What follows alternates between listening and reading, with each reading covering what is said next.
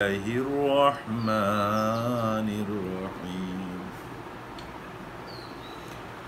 وإذا قيل لهم لا تفسدوا في الأرض قالوا إنما نحن مصلحون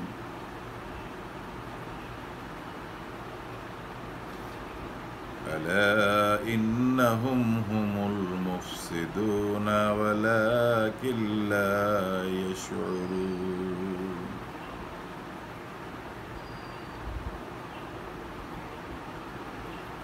আব্বু এখন এই মুহূর্তে যে আয়াতটা পড়েছি সেটা হলো 11 এবং 12 নম্বর আয়াত সূরা বাকারা।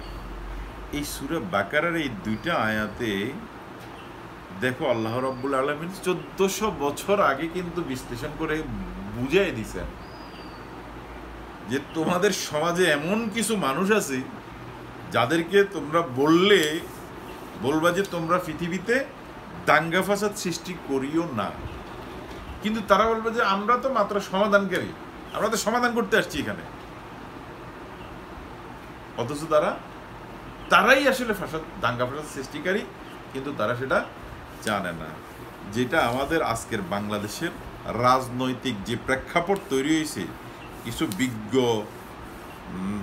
অভিজ্ঞ রাজনীতিবিদ তাদের যে কথাবার্তা শুনলে বোঝা যায় একবারে জলজ্যান্ত জীবন্ত কথা আল্লাহর, যেটা মনে হয় যেন আজকের জন্যই আল্লাহ রাব্বুল আলামিন কথাটা বলছে, অথচ বলছে 1400-1450 বছর আগে। আমরা কি কোরআন পড়ি?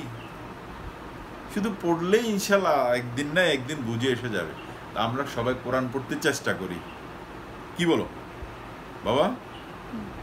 তাহলে ছোট ছোট একটি আয়াত হলে একদিন চেষ্টা করো অর্থসহ পড়তে। ঠিক আছে, তোমাকে ধন্যবাদ। তুমি কি আমার ভিডিও করছো?